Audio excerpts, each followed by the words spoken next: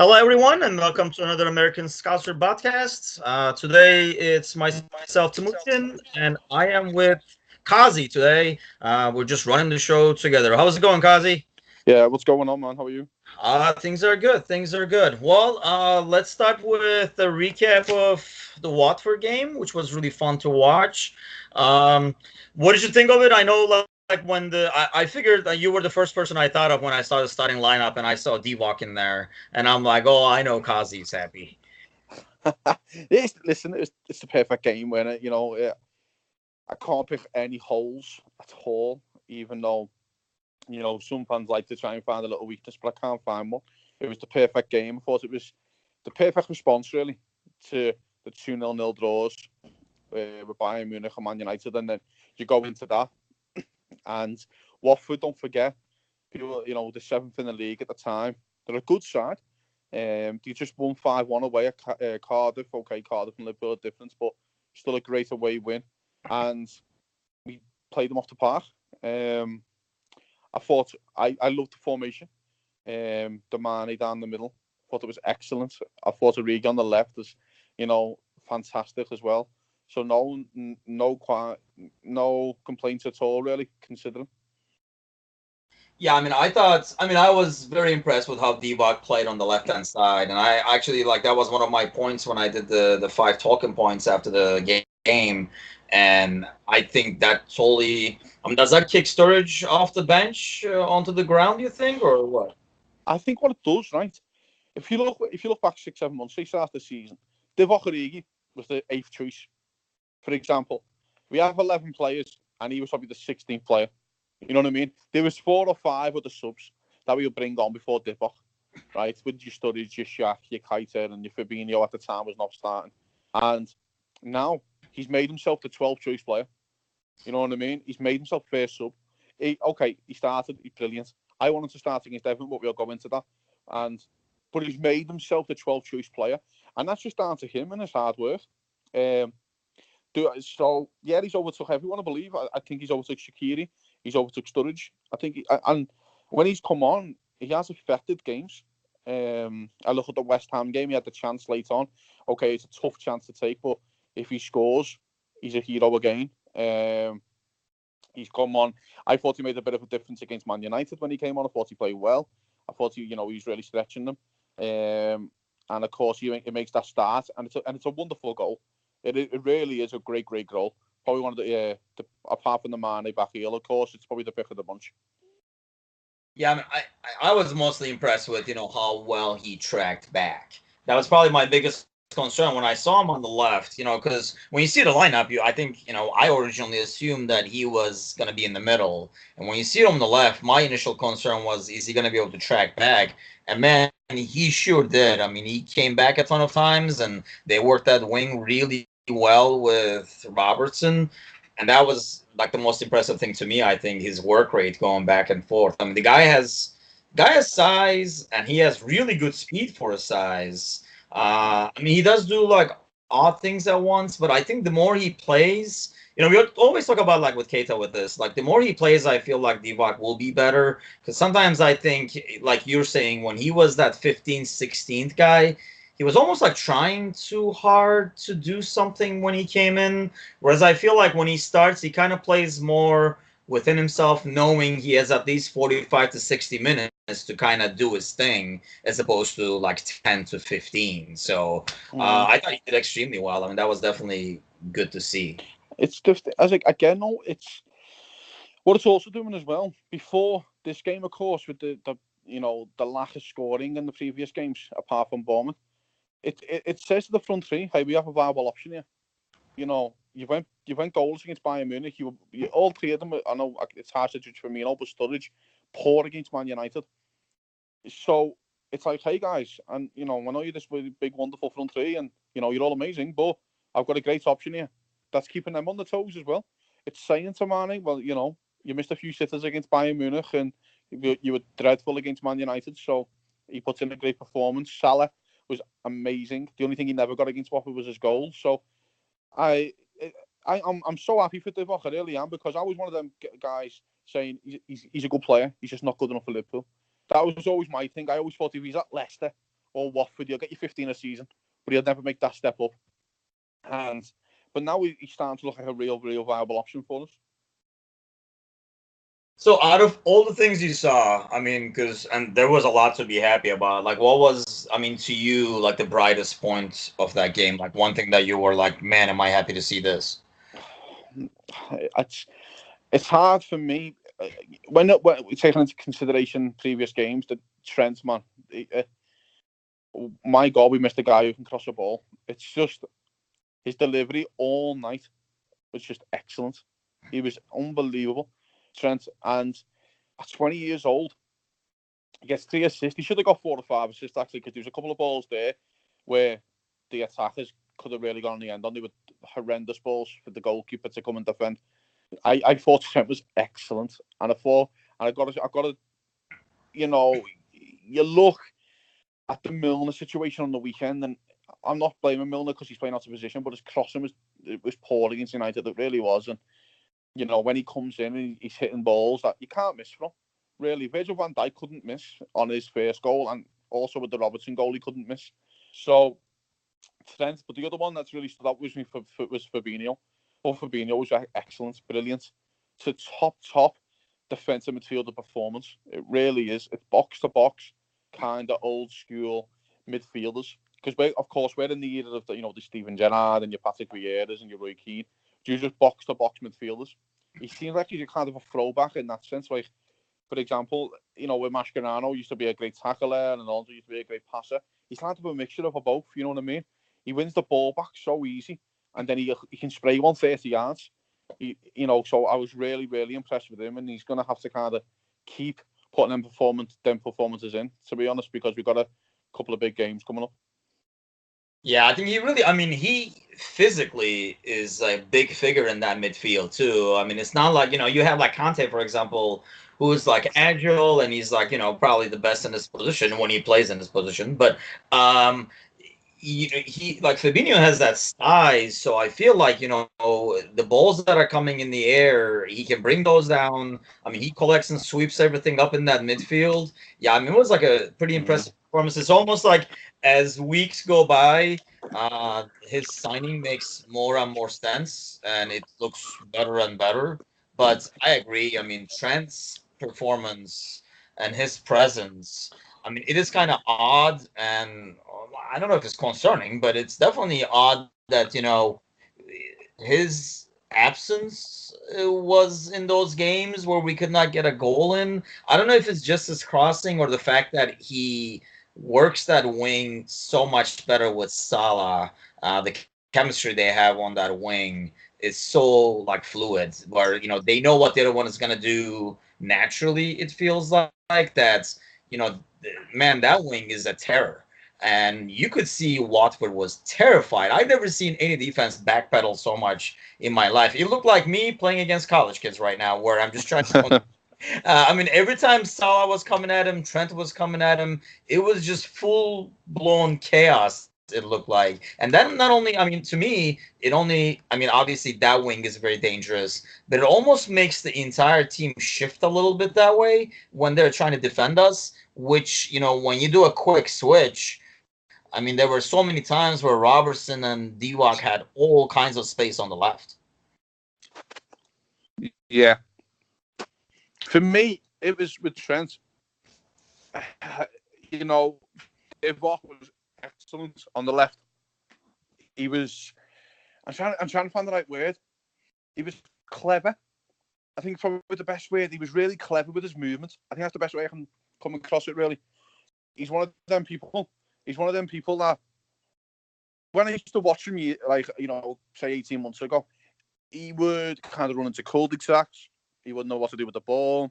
He would look a bit, left field and his touching and things. But, they walk on the left. He created so much more space for us. But also when he got the ball, he was very industrious with the ball. He was quite, finding the right pass, his touch. And, he looked like he's really learned and picked up. And, he did really provide an extra option for us. Trent coming back off a big injury, so I understand why he never played against United. I also understand because of last year there. I get that, but Really, really impressive performance. And to be fair, it's probably our best performance of the season at home. Yeah, it definitely looked like this, didn't it? I mean, it was kind of like you just could not find anything wrong. I was, as I was writing my piece after the game, I was trying to, it's in my part of my character to find, one thing to improve on, and I really could not find like a lot of negatives in there. I mean, there were a couple of, misplaced passes that caused some scares in the back, but I mean, having Alisson back there is so freaking different. It gives like so much more confidence when those things happen. I mean, the dude is just brilliant back there, and Yeah. yeah, I just could not find like anything negative or anything even like average really that could be improved on after that performance. I was, shocked to see like Milner out there starting. I did not think that would be happening. Um, and I was kind of shocked not to see like Shaq as much. Uh, it almost looked like he'd be a shoe-in. Yeah. Throughout the week, after the weekend, once Firmino's out, it sounded like, where's Shaq gonna play? Is he gonna play on the right? Or that was kind of like the conversation. I don't think Yeah, everyone anybody's. thought, yeah. So I don't know what's going on there. I know he was kind of like ill and stuff like that for the last game, but I definitely expected him to play a bigger role and didn't really need him. I don't know. Maybe it was like, hey, we got the offense we need. We don't need to add anything else. But it was definitely like a great game to see overall. Yeah. What did you make of all the other games over the weekend? I mean, I guess the biggest surprise. I mean, City squeaked by, which kind of sucked for him to squeak by that, with a penalty goal of all things. I mean, that would be just icing on the cake. While we were up, I'm kind of like, not watching, but score watching the other game. And it was Yeah. still like, tied in the 60th minute, I think it was. And I was like, oh man, could this happen? And then, next thing you know, a stupid penalty. But what did you think about like the Chelsea Tottenham game? Tottenham or? I think they're out now, aren't they? They're done. I think you can't lose 8 games in a season and expect to win the league. You just can't. I understand. I'm gonna start calling them the undrawables because they never draw. Like they haven't drew or game all season, which is like the greatest stat in the world. Like I think it's my favourite stat ever in football because probably at the start of the season, you sit down with the Poch and Poch goes, listen guys, we win 30 games. I think we can win 30 games, yeah. That's the target. They'll win 30 games, not win the league, and go, well, that's what you told us to do. Yeah, but you lost 8. I was expecting 4 draws. You know what I mean? It's like, and it just basically conceives all stats possible. When you look back and go, well, they got 4 draws. Like Liverpool, I think we got 6 now or 7 draws. Yeah, but Spurs got none, so it fucks all your stats up. So it's excellent. But, they're out of it. Chelsea kind of done us a favour, They got the world class striker Harry Kane back. He's came back for 2 games and they've lost 2, which is just absolutely excellent. Yeah, it's. I was really relieved after this Chelsea beat Spurs because I thought Spurs. I understand with the Burnley beat them, but Liverpool draw with Man United, so they're still really in it. Because if you were Liverpool, you'd go with 7 points off the top, and we got to play them. You think, as a Liverpool fan, we're in this. You know what I mean? Because that's what you do think. So I was really relieved that they are probably out of it now. I've said it for years. Hugo Lloris is the biggest suspect goalkeeper in the league. He is suspect, and what he's done, to be fair, for the 2 goals, unforgivable. I don't know. I can't really blame Trippier. I think it's tough, but I don't know what you think there, Tim. Would you blame the goalie or the defender on that one? I would say the goalie too. I mean, Yeah. I understand, or maybe because I'm a defender and I have more sympathy to defenders, but I thought it was the goalie too. I mean, you kind of almost have to. Yeah, I put that on Loris as well. Yeah. Yeah, he's not going to expect that, but I mean, come on. I think that's a savable situation at the least. But I mean, we've managed to jinx Tottenham, I think, after we talked about them last week in the podcast. Yeah. We were all amazed. They're still in Should we it. talk about City then? Stuff like that. The next thing you know, they lose 2 games in a row, and now they're out. So let's talk about City then. We might jinx them fuckers. But, they're out. They're out of it for me.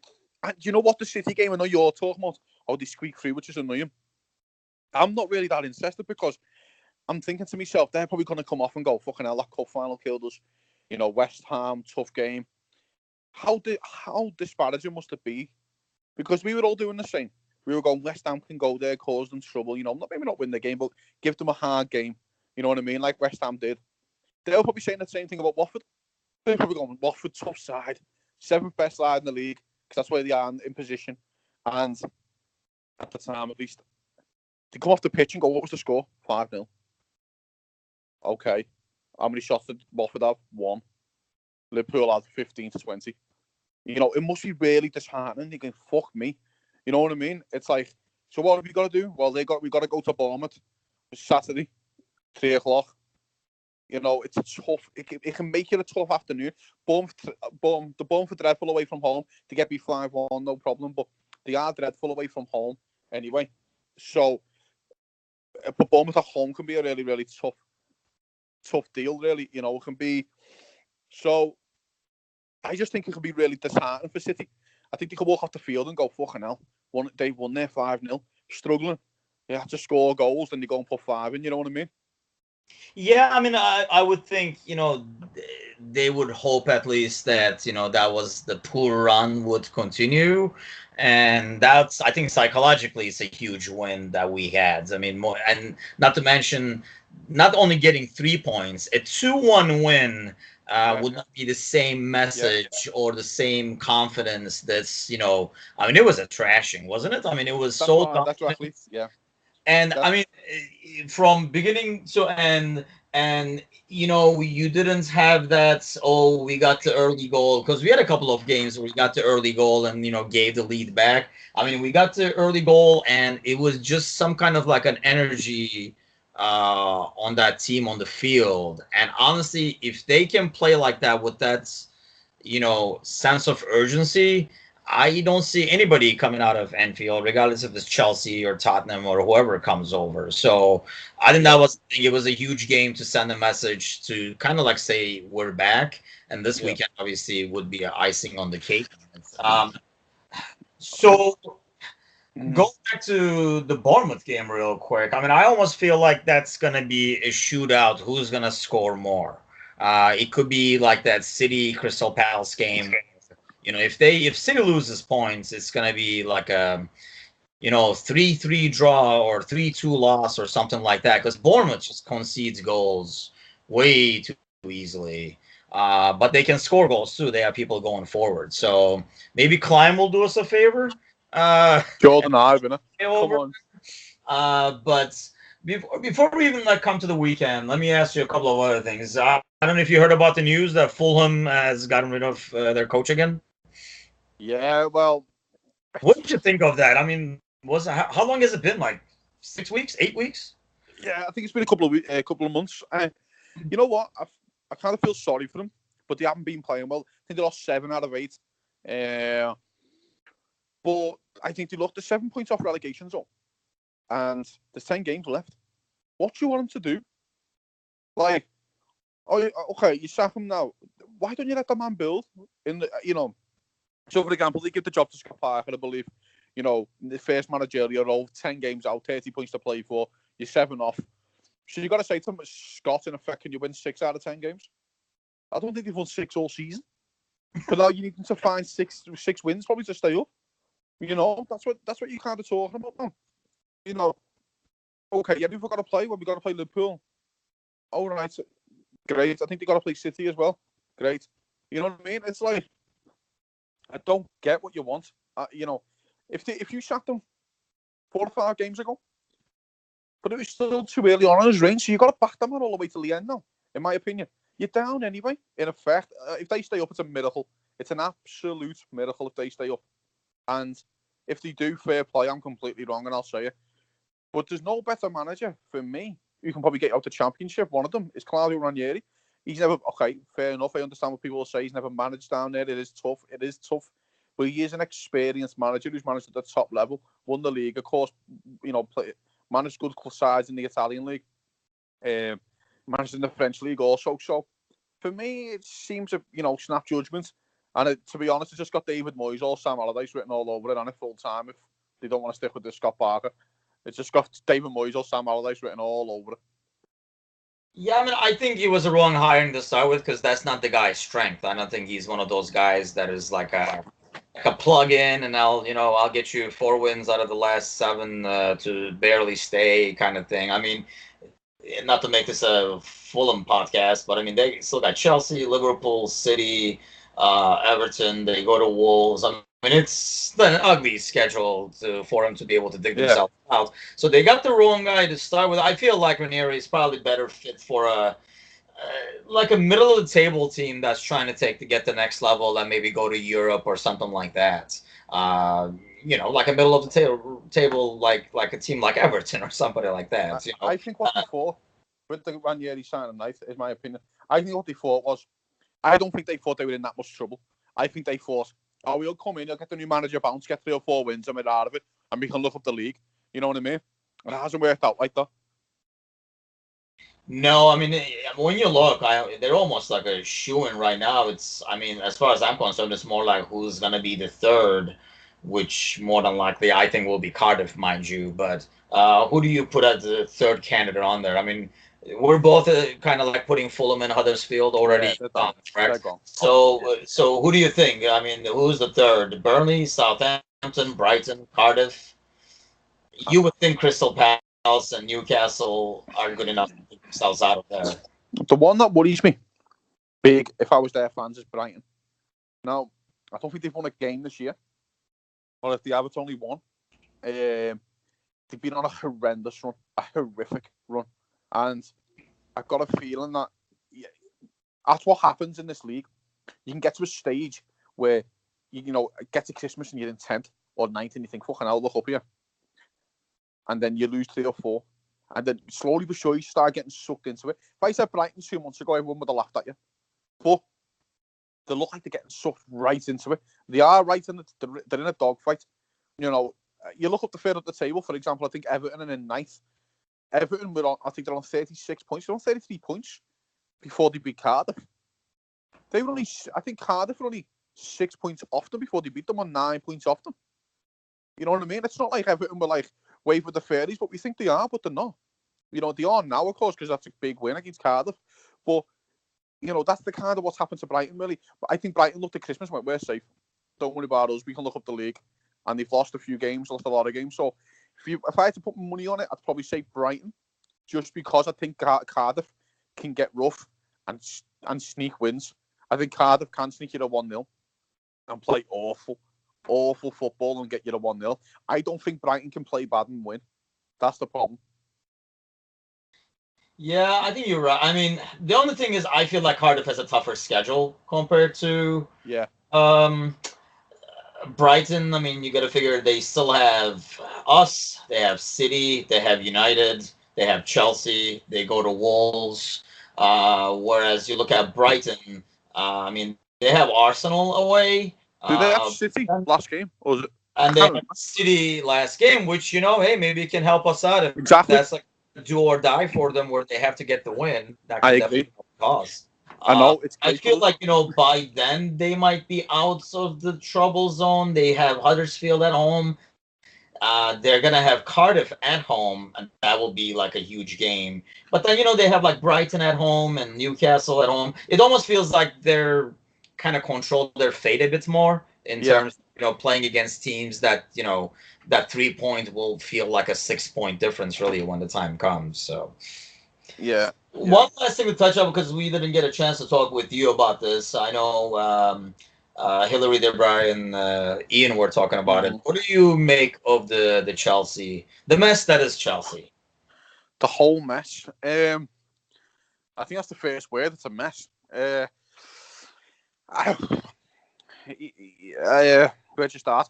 They got a good win. They got a good win against Spurs. They played really well against City in the cup final. They bang unlucky to lose. They really work hard. Penalties are a lottery. Now, on the keeper situation, he has refused to come off. Let's not, get into this misunderstanding bollocks. He's refused to come off. Um, he's went into business for himself, and it's eventually kind of cost him. He wants to put Caballero in goal. Now, it's not like he's putting, someone shite in goal. Caballero is a solid goalkeeper. Caballero beat, I think he was the goalkeeper for Man City when they beat us in the League Cup final a couple of years ago. He knows all the City players.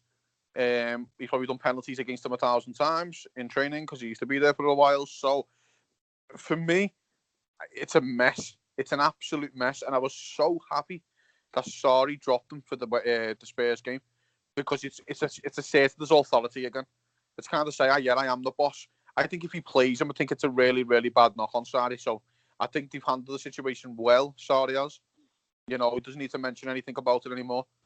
It'd be interesting now to see if Caballero keeps his space because, of course, you keep a clean sheet against a really, really good side. You kind of got to keep him in for the next game. It's just, I mean, like that whole goalie thing, how can it be a misunderstanding? The only question I have is, would Caballero come in for penalty kicks just because of his regular penalty kick performance thing?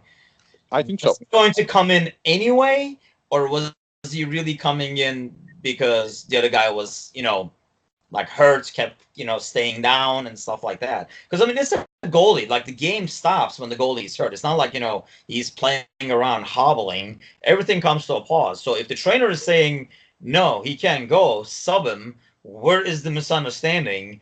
Obviously he didn't want to come out. But I just, and I don't blame a player for not wanting to come to keep. I mean, people are always talking about, like, most of the conversation I heard was, player power and stuff like that. Hey, nobody who's competitive wants to come out of a game. No. These guys have made it to this level by being ultra competitive. So they feel like you have to have that belief in yourself and your ability to make it to that level. And you have to feel like I can make a difference. And nobody who says I can make a difference is going to be, like hip skipping to the sideline when they're being subbing out. So any player who's upset as they come out, I don't blame. I think they're mad at themselves, the situation, the coach. It's kind of like a combination of things, the frustration and stuff like that. So I can totally understand that. Nobody's going to be happy to come out. But, totally refusing to come out within that drama and stuff, it was just, I've never seen anything like that. And now for them to say afterwards it was a misunderstanding, there's not much to misunderstand there, is there? I mean, he's either hurt and the trainer says you got to take him out, or he is not hurt, so you don't have to put a new guy in. I think Sarri was in a really difficult situation after the game, of course. They've lost. And then he's like, I've got to face the media. I've got to come up with something quick. The misunderstanding line was probably the best thing you can think of. You do not want to hang... It is, though. Yeah. You don't want to hang him out to dry. You don't want to say, yeah, no, he's he refused to come off. You don't want to do that. You don't want to, you've had a really good performance in the cup final. There's been, he's fucked up the goalie, but you got to protect your players, and you do it indoors, and that's exactly what's happened. I thought the club in that particular goalkeeper situation handled it well. They've handled the best they could have done, really. Now, I'm always a big believer in players and believe in their own ability, but if the manager says you've got to come, that's it, game over. That's how it works. He's the manager for a reason. You have to leave, and for me, he can't. Where'd you go with him now? Do you play him in the next game even though you just got a clean sheet? Because you can't deny now you're snookered because you spent 70 million. Don't forget that he's the world's most expensive ever goalkeeper. Yep. Right, and you spent 70 million on him. You should keep Caballero in. For me, you have to because you got a clean sheet. He's going to come in and go, what do you want me to do? Playing against the third best team in the league, one of the best attackers in the world, and Harry Kane, we've got a clean sheet. You know what I mean? So what do you do? So I think it's really, really interesting for Chelsea at the moment. I don't know. I'm really intrigued to see their next team sheet. Yeah, I mean, that's the thing. Like, if it was a misunderstanding, why did the guy get benched? It just doesn't make any sense. Of course, no. But he's under pressure, isn't he? You know what I mean? He's under. I feel sorry for him. I really felt sorry for him because he's under pressure. You know what I mean? What I didn't understand is, though, it was 2 minutes ago. Couldn't you look at your bench and go, do I have another penalty taker on my bench? That was the only one that got me. I've been another penalty. I don't know who he had on the bench. I'm sure someone will probably, be able to find out. I know he brought on Ruben Loftus-Cheek played and Hudson-Odoi and all these kind of guys. I would have looked and went, see any other penalty takers I can squeeze on? You know what I mean? Can Giroud take a penalty? I'm not sure. You know what I mean? That's the only thing I would have thought of. But do you see him staying there next year? After all Um, this, I, I, I, I, hmm, I don't know with Chelsea. It's such a difficult one, isn't it? Because you know they change managers so often, and I'm not sure, to be honest, right at this moment. If I had to put my house on it, I'd say be there, because I think the Chelsea board are starting to realise that this is a big job that they got on. They got old players on high wages. You know, they just got rid of Fabregas, which is great for them. But they got people like Pedro. Okay, he's a good player, but I think he's like 31, 32 now. Got Willian, he's around the same age. He's probably on a high wage. So you got these kind of players, the old guard kind of players that you need to get rid of. You know, Alonso, shite. You got to get rid of him. You know, I look at the defence. Louise is still suspect for me, but I do like Rudiger. They got players like Bakayoko, who they brought in last year. Yeah, now he's been loaned out to AC Milan. But the other part is that they got this transfer ban. So they got this 2-window transfer ban. So what do? Do you have to keep them round? You know, do you appeal it? I think they appeal it. I think they probably lose the appeal or might get a one window ban. And yeah, that's really interesting times for Chelsea. I think they keep them for the sheer fact is that they can't sign any players. yeah, I mean they're probably gonna pull off the do the appeal and go on a quick shopping spree, knowing you're not gonna be able Yeah. to for a while, which could make things really interesting for the summer because they're gonna be out there overpaying people. But yeah, I mean it is really weird, and I agree. It's gonna be interesting to see who they line up over the weekend, The especially in one the one thing about Chelsea is though they do have 26,842 players out on loan. So I think they'll be fine to get a couple of players back. Where is everybody? I mean, are they like all I young swear guys? to God, mate, And I was like, what the hell? they do more loans than the bank. They got more loans than the fucking bank, these lads. It's unbelievable. Never seen anything like it. But so you can't say oh we can't sign anyone. I think the figure I seen it today. I think it was 46 players they got on loan. Come on, can't you can get 3 or 4 out of there and go, well, he must be half good. You must have some 3 or 4 of them that can improve your squad, surely. But like people like Tammy Abraham, I look at him. He's the main one. I definitely look at and think he can improve your squad. So speaking of intriguing lineups for the weekend, how do you see us lining up this weekend? Diev, man, I fucking love Diev. They make me laugh so much. I'm so happy to beat Cardiff. I am, because it's time to get the confidence back in them now. The confidence has come back. My Everton mates are texting me now. Oh, we're going to beat you on the weekend. Why? Because you beat Cardiff. Okay. I've heard it all before. It's the hope that kills them. I tell you this all the time. The hope, it hurts them. It hurts them so much. And for me, I think this is our biggest game, and this is probably that we got left at least. I don't think anything's bigger than this, because what this affords Liverpool, this 1 point gap that we have, we can kind of afford to match City's result on the weekend, if you understand what I'm saying. So, for example, if City draw, we can draw, because this is our derby. They still have to go to United. This is our derby. I know Liverpool fans don't like to hear that, but we need to think about this tactically.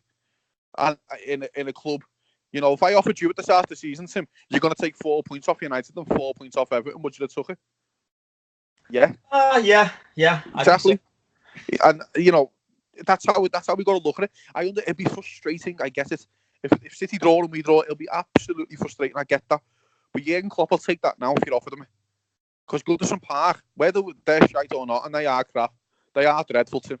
I watch a lot of Everton, and they are poor.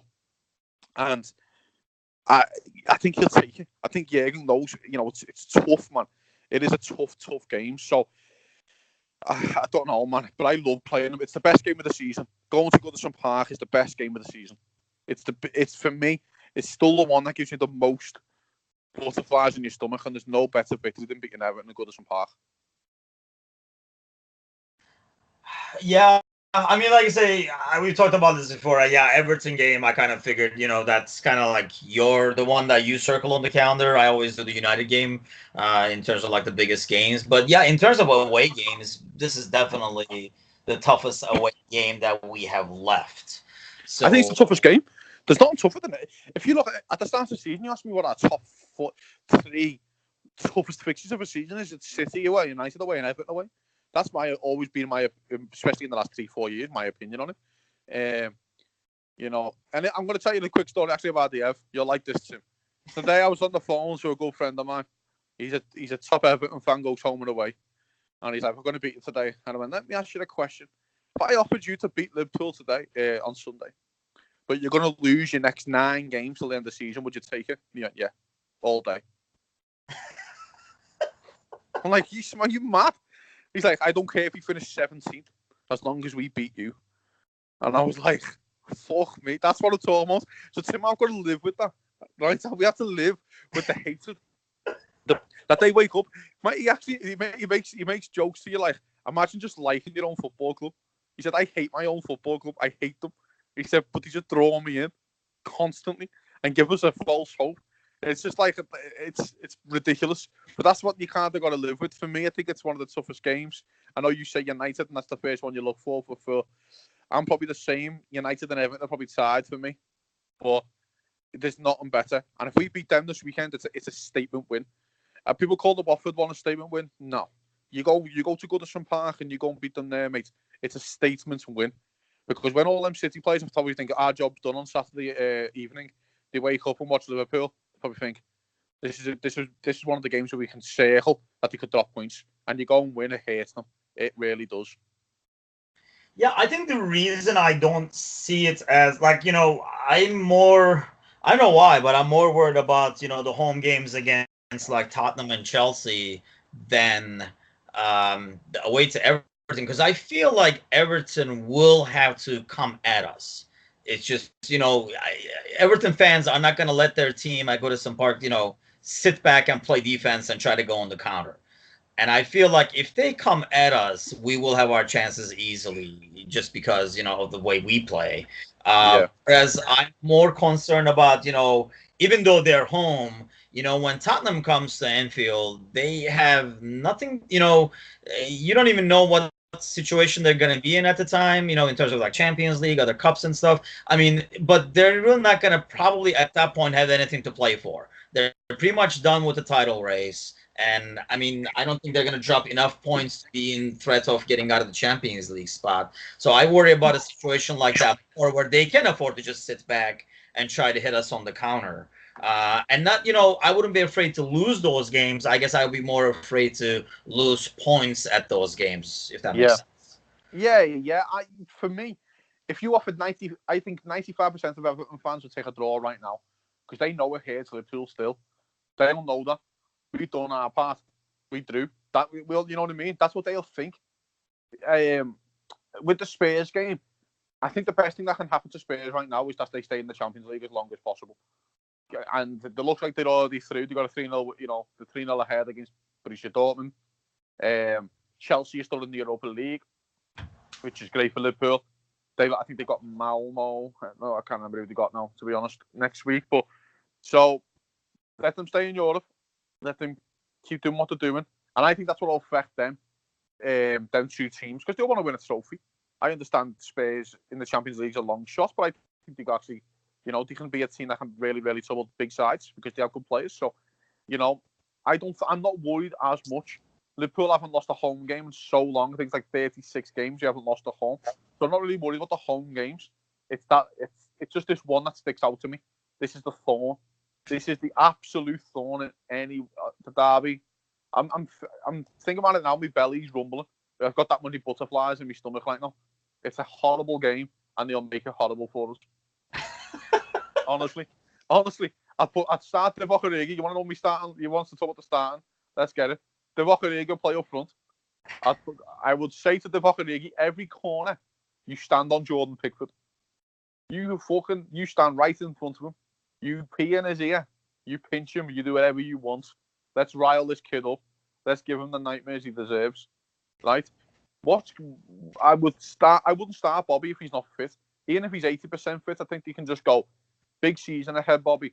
Bayern Munich, we're going to need you for that away. Divock played well. I don't think that Divock deserves to be out the side.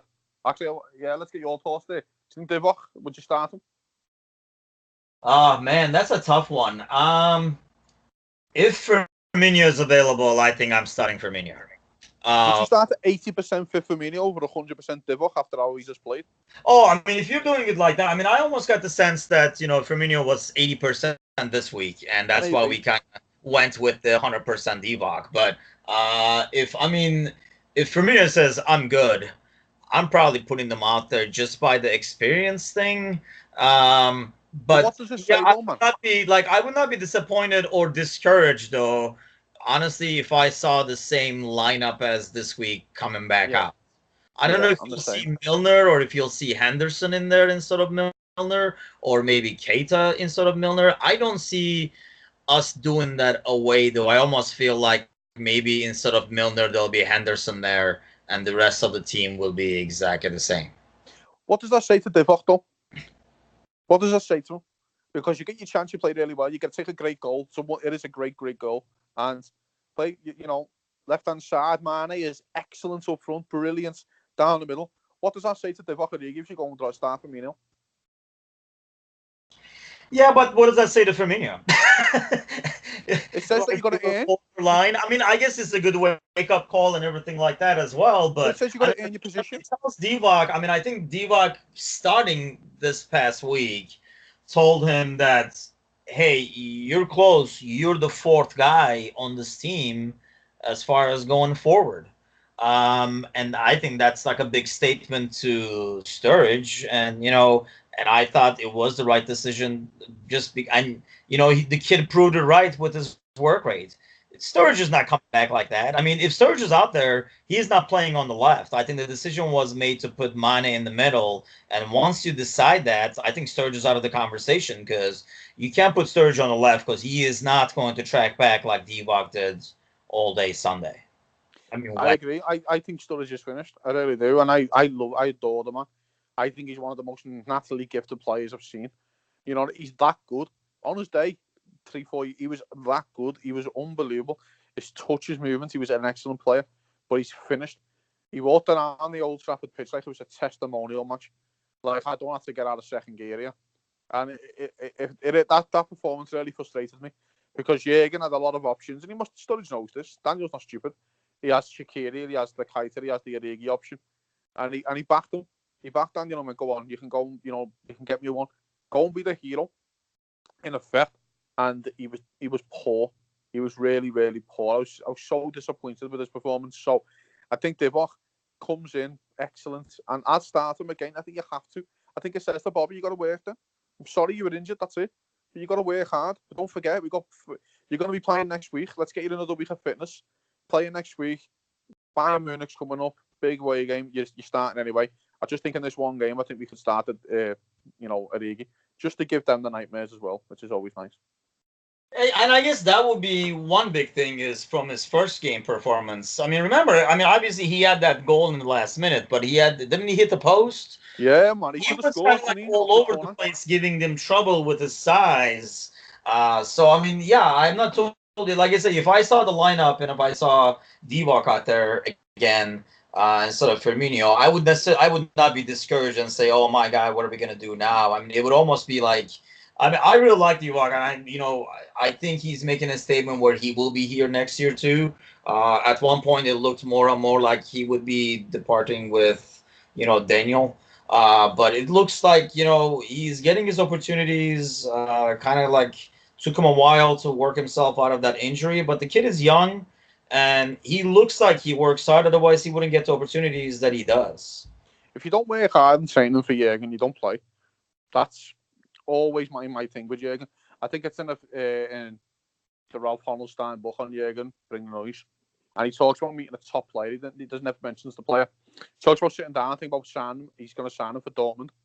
And he goes, "So what do you think then? You got a wife and kids?" And he goes, "Oh, yeah, I got a wife and that." He goes, "Oh." So in his head, he's thinking he's settled background. He hasn't, you know what I mean? And he goes, "What you like in training?" And he goes, "I don't really like training, but I turn it on the matches." And supposedly, he just ended the interview and went, "Thank you very much, that's enough." Like, you have to be good in training. You have to want to come in, week out, week in, week out. And you have to perform. Otherwise, you're not going to get chances. So Divock must have been pulling his weight, mate, because all in the summer, we were all saying, clear him out. It's 20 million that people were offering for him, or 15 to 20 million. Clear him out. Let's get the money in. And now he looks like one of our best options. So, no, I'm so happy for Divock. I really am. And I'd start him in the big game and go, you know what, then, mate, you've earned your chance. You took it with both hands. You're staying in left wing. We're going to play Mane down the middle. You've earned your position there. Excellent. Absolutely brilliant midweek. Salah, you were back to your best. And I'd just keep the same front three. And I'm trying to think the only change I'd probably make is probably Milner for Keita. But I'd understand if he kept the same team. So you don't think Henderson is going to make his way in? I almost felt like he didn't start this game in, Milner got, 75% of the minutes and Henderson got 25. And I almost got the feeling that it will be reversed into the weekend. Henderson being the captain, being the Liverpool guy, will probably have more of a fire in an Everton game. And I don't know if that was the thinking behind it, or we just wanted more stability. I mean, Milner was unreal, but I don't know, can Milner do the same again in 4 days? It's a tough question because he started against United as well, and he started again. That's why I wouldn't start him. That's why I would start Keita. And I would try and get at them in the first 20, 30 minutes of Everton and go, let's see what you can do.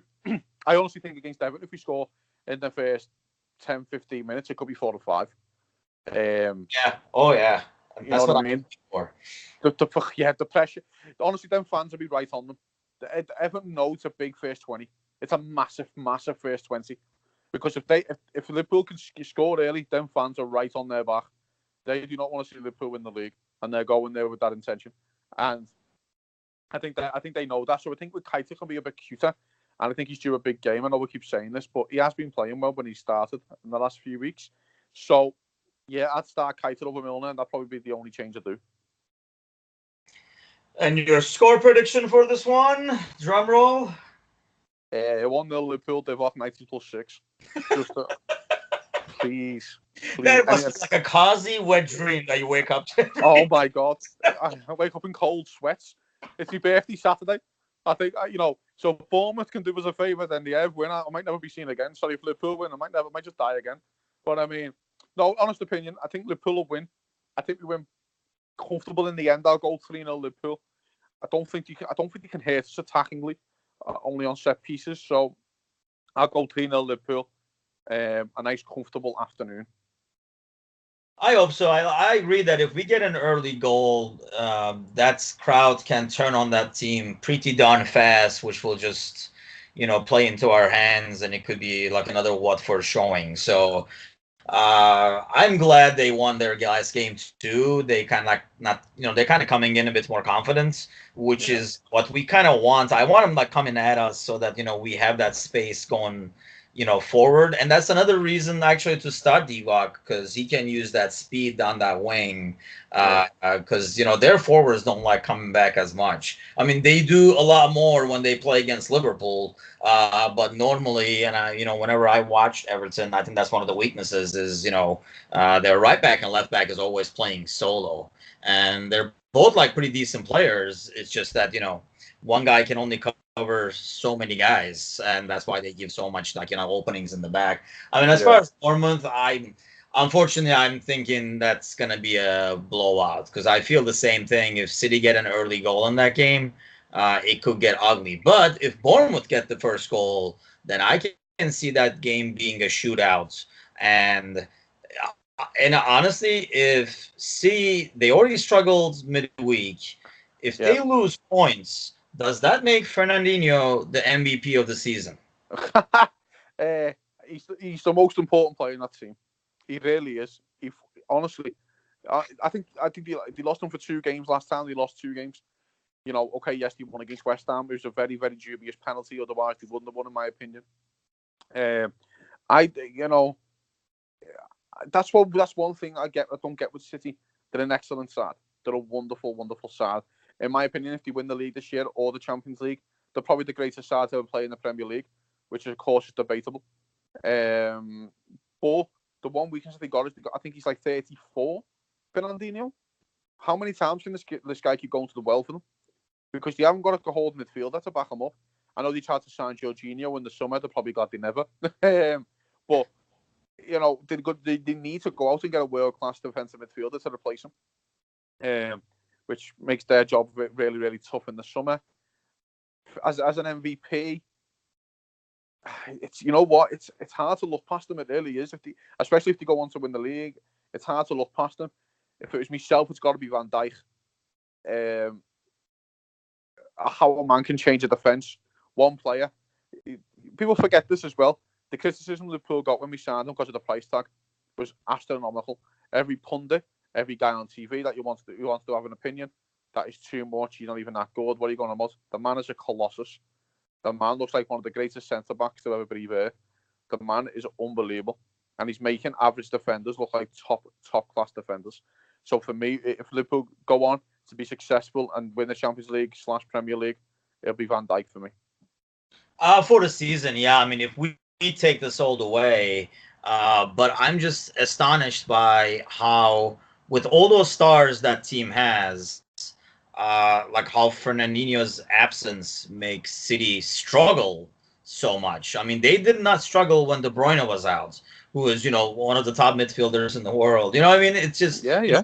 Aguero's out. They put Jesus in and stuff like that, but it feels like, they have nobody. I mean, they have Gundogan and stuff, but it's just not the same. It's almost like what Conte had at Chelsea, where it's like irreplaceable. I mean, probably similar to what we had with Gini. Definitely not the best player, but it's like a crucial player in terms of midfield, because we struggled whenever we missed him as well. But it's just, I mean, when I heard about the injuries, I was like, Fernandinho, holy cow, that's huge. Because anybody else, it feels like they can. I mean, they have such a deep squad full of quality that they can fill in. If like Sterling is out, put Mahrez in there. De Bruyne is out, put Gundogan in there and stuff. But they just cannot. That's one guy. It's almost like they don't have a backup for. And you're right. They do go after Jorginho. And in retrospect, they probably should have. I mean, that probably been a better choice for him to go to. Because, with Fernandinho's age, he's going to be the next one. I mean, he would be a shoo-in for that position. And then Chelsea probably would not be in the situation they're in, trying to move Conte out of position and everything, too. I think the one thing that we have to think on this with Jorginho is that he kind of came in the deal with the manager. Now, the manager wanted Jorginho, and that's great. The problem that Jorginho has is that he probably is an okay player. He's probably a decent enough player, but he's replacing the best defensive midfielder in the world. So what this manager said is, they got the best player in the world in your position, but I'm going to move him out of position and put you in.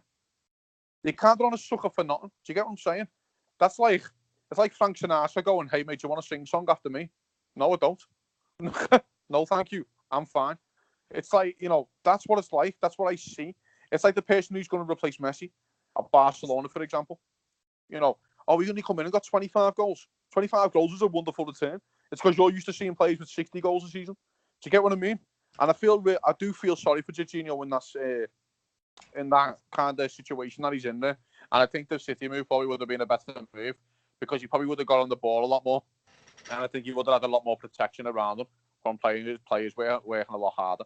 But, hopefully Bournemouth can do us the favour this weekend. I'd take 0-0 now at half time for City. I'd love to sweat on. I'd love just to make them nervous. You know what I mean? Just make them nervous, Bournemouth. Give them a tough night. If you're going to lose, fine. Do what West Ham done. Make them work for it. You know what I mean? Don't just show up and get beat 4-5-0 and get turned over and they don't get out of second gear. At least make them work for it. Let them know, go and fuck me, we've had a game here today. You know what I mean? Yeah, and that's, honestly, like the beginning of the game is the key. I mean, if they can kind of hold City to, like no goals the first 20, 30 minutes, then things could get interesting. And Bournemouth has players going forward. They're a lot more dangerous going forward, especially at home. But, man, they concede so many goals that I just don't see it happening. But, hey, a man can dream. So, hey, listen, man, it's my birthday, man. Right? If Jordan Ibe gets the winner, oh, my God, Jordy Ibes, please, Jordan Ibe. From across from Nathaniel Klein, oh, my God, I'd die. I'll be gone, fella. But, yeah, let's see. I don't see it myself. If you want my honest opinion, if you want me heart prediction, it's going to be a 3-0 Bournemouth win, a nice comfortable Saturday morning. But if you want me brain prediction, it's going to be a nice comfortable win for City. Yeah, unfortunately, that's what I'm afraid of too. But you never know, and that's kind of like, it will put And wouldn't that be awesome if City is able to lose some points? The Everton game, especially if we get the 3 points, which I think we will. I mean, you said All three right. zero. I'm going with 3-1. And I feel like that's kind of like a daisical goal that we concede towards the end. But I feel like we should be able to take this game, and I consider this our toughest away game left on the schedule. So let's get this out of the way. Then Yeah, man. and that's the thing. Right now, it's in our hands. I mean, I don't see us winning all 10 games. I mean, it would be awesome. I don't know if it will happen. Things are bound to happen. Hiccups can happen here and there, but let's hope City can't either. I mean, they're human as well. And obviously, they've shown with our Fernandinho in the middle and no Laporte in the back that they can be vulnerable. So let's hope they lose some points too. And we're in the driver's seat, and that's all that matters at this point. Everyone, I think if you're off a Pep, what position would you rather be in? He's going to pick ours, mate. That's all that Yeah. matters. So there we go. Sounds good. Any other tidbits you want to throw in? No, man, it's all good. Let's just crack on. It's in our driver's seat. The best team we've ever had in the last 30 years. Let's just enjoy it. Yep, sounds good to me. As always, thank you guys for listening. Thanks, Cozzy, for joining me. And follow us, give us a share, and give us some comments. Let us know what you think of the podcast, who you would like to see more of, what you guys want us to talk about. We're always here to listen to you guys. So give us a follow and a share, and up the Reds. Let's go get Everton. See you later, bro. See ya.